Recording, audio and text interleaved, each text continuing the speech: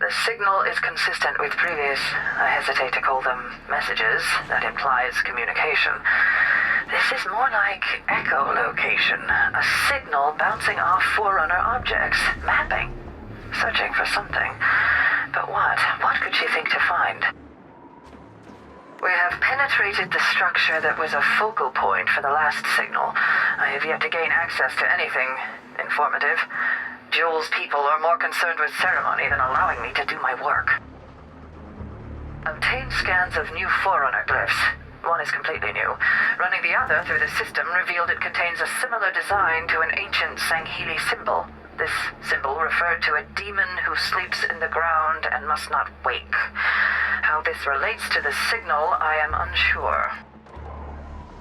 All of the readings I would expect from a Forerunner structure of this scale are erratic at best. I'm beginning to wonder if the signal is in fact bouncing off these locations, as I theorized, or if she is trying to access them directly and failing.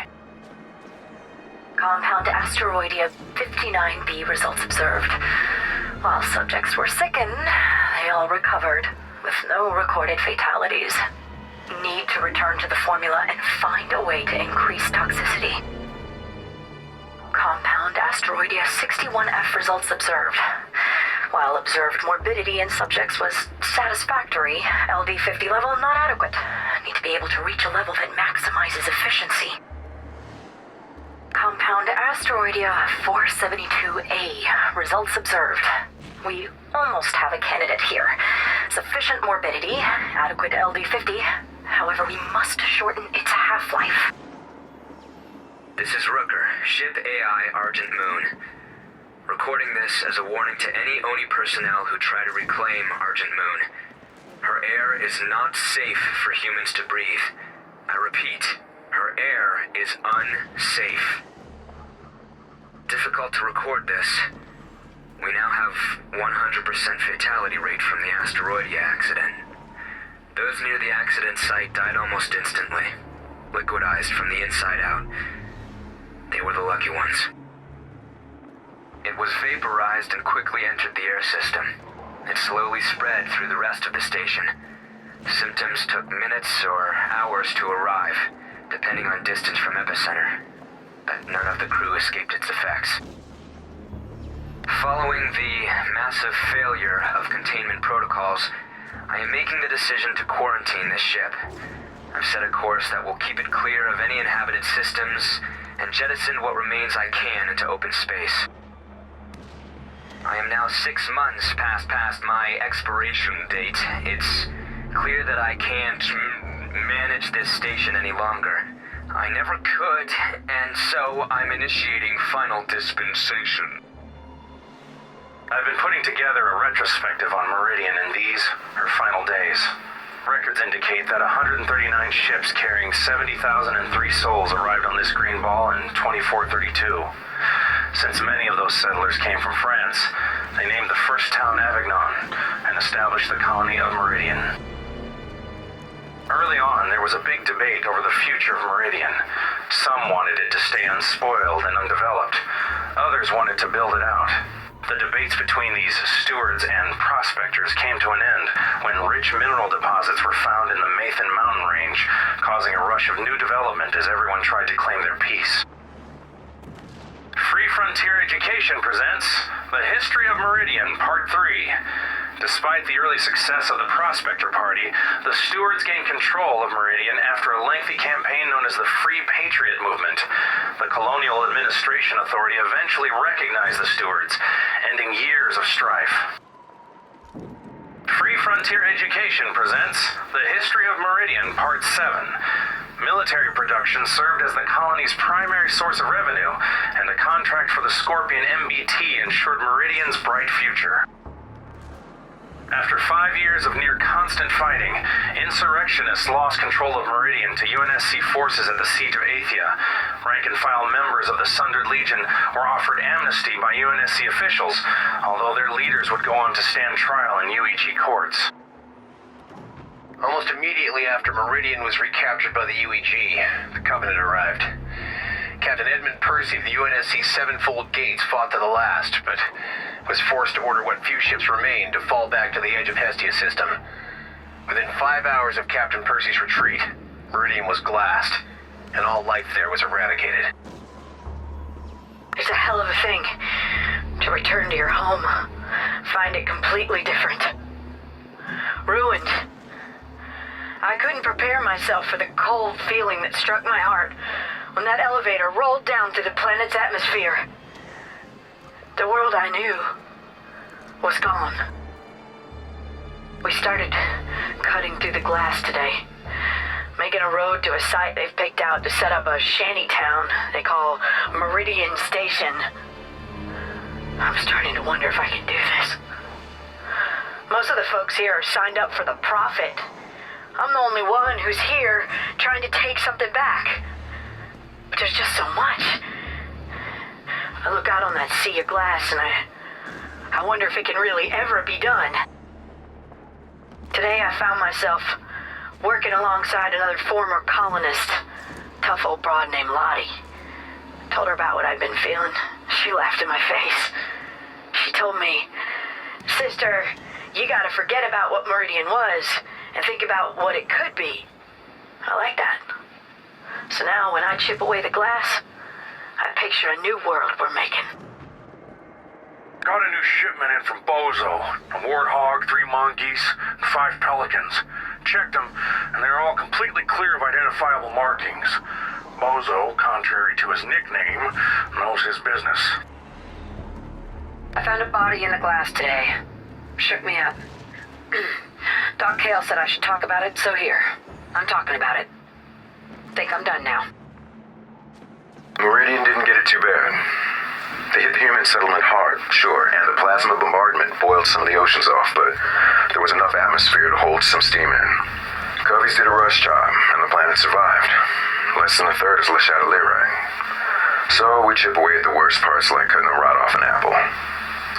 Quick job. Should be done inside of 20 years. The plasma they use to glass planets burns so hot most stuff just vaporizes. But sometimes there's a flicker in the beam and the temp drops just enough. That's how you get stuff that's still intact. And yeah, sometimes you get bodies. It's ugly, but I didn't get hung up about it. What gets me, though, is the dogs. Just excavated a homestead and there was a leash leading under the porch. So I'm taking a day off. Cleared deep the other day. Cut through what used to be a forest. Dug through the glass and cracked right into a natural cave formation. Found actual plant life and pools of standing water with little white bugs hopping around in them. After working sterile glass for so long, seeing those bugs done me a world of good. Running a top-level D-glass south of the populated area, and we hit some kind of metal we couldn't cut through. Ran a pulse, and we got echoes of a subterranean structure or something. I don't know, I'm not on the Anthro team. The thing is, there's loose soil beneath it, so whatever that metal is, it shrugged off a direct plasma bombardment. Damnedest thing. The high winds the plasma kicks up scatters things for miles. Stuff can get thrown into the molten soil, and if it doesn't burn up, it sticks like a fly in amber. Or things get caught in bubbles of ash, like inside a snow globe. And sometimes things just happen, like finding one single house, untouched in a glass field. Figure that's just to help us remember. Make us remember. Up on a station, everything's white and gray and bland. Some folk are afraid of any place the corners aren't round. Wouldn't dream of living down here, where the ground is ash and glass. Good riddance. A few years' time, kids who come up on Meridian are gonna run this system. Bet your life. I don't get the guys who spend all day worrying about Governor Sloan. And you can't deny he does a hell of a job. I'm sure he does that thing where he talks with 2 voices sometimes, but most folk do the same thing. Just aren't courteous enough to do it out loud. It doesn't bother me. I know he's got Meridian's best interests at heart. Governor, just got a message from Vivianathan, losing his mind. Says he found something in the rock near Meridian Station. Unknown material and too damn big to be man-made anyway. I need to check his readings, but I wanted to give you a heads up. Governor Thivianathan talked me into letting him take a crew to see what was under the rock. They found, well, it looks like metal. Not slag. Nothing I know. I'll send you some sample readings shortly. Hey, Thivianathan. Sloan's saying to force it open. He can't wait to see what's behind that door. He figures Liang Dortmund might pay us a bonus if we find something good. He's hoping for a finder's fee, yeah? Equipping a team to rehabilitate a glass planet means accounting for its extreme conditions. Uniforms have to deal with extreme cold surface temps, as well as the heat generated by drills. Liang Dortmund set us up with some UNSC-developed tech, gel layer they call it. Goes on under your clothes and keeps temperature steady. This stuff is magic. And I should have listened to my brother when he said taking this job was a bad idea. The air is full of tiny glass particles. Rips your lungs to shreds, you breathe enough of it. Between the masks and the air filters on every building, I haven't had a breath of unfiltered air in 3 years. Near the same as living on a space station.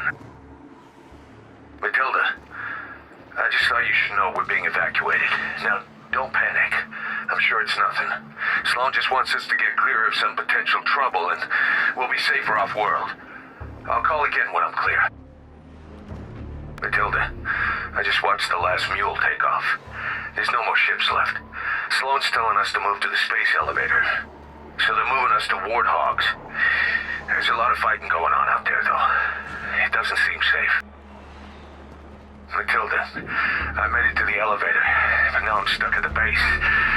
There's a huge line. I guess it wasn't made to carry so many people at once. I'm sure it'll be my turn soon, Matilda. I'll send you another message when I'm in orbit. The so-called glass is a mineral called chatelierite. It is the result of the Covenant lances striking the surface of the planet with plasma, converting the topsoil to glass. Any attempt to make a glass planet habitable would mean cutting the surface down to below this topsoil. Catherine Halsey, status update. I'm playing along with your protocol here, Tel. If the Fours bring me an active constructor, I can interface with the Guardian. It will receive Cortana's signal the moment it activates and initiates slipspace, but I think I can make sure it leaves the sea before it jumps. I'll get it in the skies over Sunayan, like you asked. In return, send me some assistants with brains in their heads, and loosen this damn security. I'm not going anywhere. You talk a great deal about how little you need me, Tel. That you could take Sunayan with or without the Guardian. That uniting this whole planet is within your grasp. Go ahead. Be as stubborn as you like. But do not ignore the past, and do not forget whom I represent. You talk constantly of respect. It's time you showed some. Consider this my final mandatory status update. Marine Selena Ronan here. Our last known location was circling the Guardian at Samaron. There was a sequence of shockwaves and then we were here. Wherever here is. Our Pelican slip-spaced in and came under immediate fire. Not many survivors. We'll try to find shelter and gather some supplies from the wreckage. This is a nightmare. Over. Marie Goulas reporting in. So far, all we know about this planet is that it has hostiles. We've spotted Covenant. They probably got pulled along accidentally, same as us. We're holed up and maintaining a defensive perimeter. But the Covies get aggressive when they're confused, and we're low on ammo. I don't know how long we can hold on. Marine AJ Kaz reporting again. Just had to change location. Those robot things came after us hard.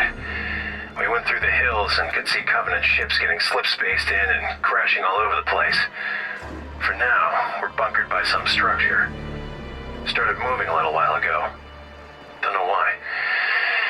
Don't know if we'd be safer nearby or if we should get away from it. Don't know much. Over. This is Pilot 28-5 Lee from Dropship Boatsa. Coming down on an unknown planet. Mayday, mayday. Sending our location now. We've been caught in a slipspace bubble of an unknown entity. I've managed to get out of the crash site with the Mantis, but I'm injured. I had to find a safe place. Catching my breath. I've seen more UNSC dropships coming with those slip space bubbles. No survivors found yet. I need a rest. I have no idea what's going on here. Separated from the rest of my squad. We were pulled in from patrol around Oban and landed wherever this is. Bunch of Coveys already here too. That's no good.